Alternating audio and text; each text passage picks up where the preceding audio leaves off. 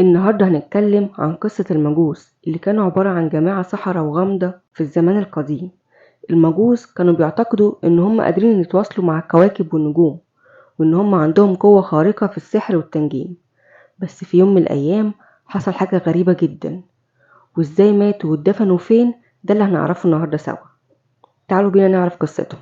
اللي حصل إن هم شافوا نجمة غريبة وعرفوا منها إنها بتبشر بميلاد ملك جديد. قرروا إن هم يروحوا يزوروا الملك، فسافروا لبيت لحم. وكانت الرحلة طويلة ومتعبة جدا، ومروا بالصحراء وبالجبال، وكانت المسافة كبيرة.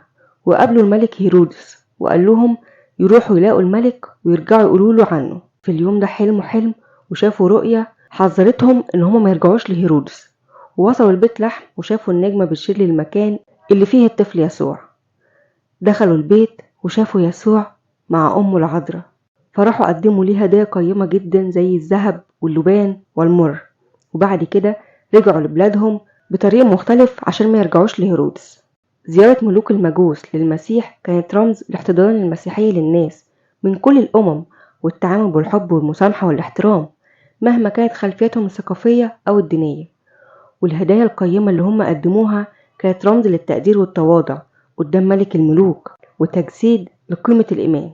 وكلمة مجوس متاخدة من كلمة ماجو دي في الفارسية القديمة، وده اسم بينطلق على أتباع ديانة زرادشت. الكلمة دي كانت مستخدمة في عصور قديمة في بابل وفارس، وكان معناها كهنة أو حكماء وعلماء الفلك. وقال القمص تدرس يعقوب إن في ناس بتعتقد إن المجوس استلموا العادة دي إن هم يلاقوا نجم غريب لما الملك المخلص يجي من دانيال النبي اللي عينه الملك كبير للمجوس لما كان في السبي البابلي، وكانت نبواته بتحدد وقت مجيء المسيح. وزرداتش كان بيؤمن بالصراع بين الخير والشر وانتصار الخير بمساعدة الحقيقة المجسدة اللي هتتولد من عذراء بدون زرع بشر.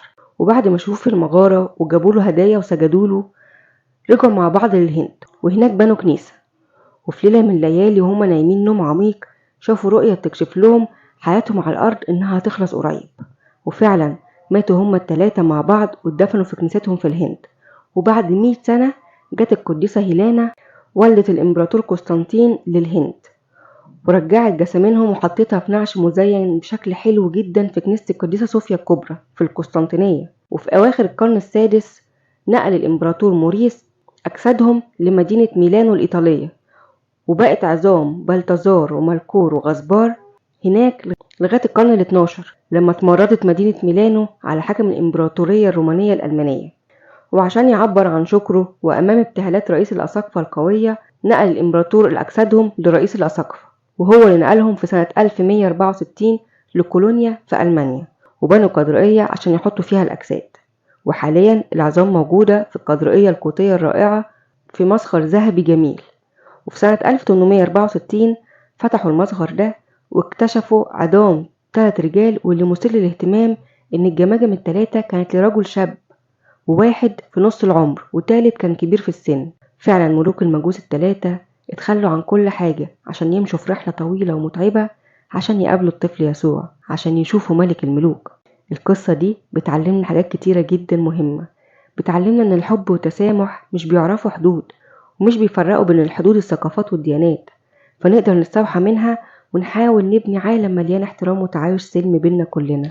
يعني ما نشوفش الناس على أساس ديانتهم أو ثقافتهم، بس نشوفهم كناس زينا، ونحاول نفهم بعض ونتعاون مع بعض في كل مجالات الحياة. فنقدر نستوحى من القصة الحلوة دي ونشتغل مع بعض إن احنا نقدر نبني عالم أحسن، ونكون فيه بنحترم بعض وبنتفاهم وبنعيش سوا في سلام. لو أول مرة تسمع قصة المجوس بكل تفاصيلها ابعتها لكل الناس، خليهم يعرفوها. وتابع صفحتي واستنوني كل يوم بالليل مع حكاية قديس جديد.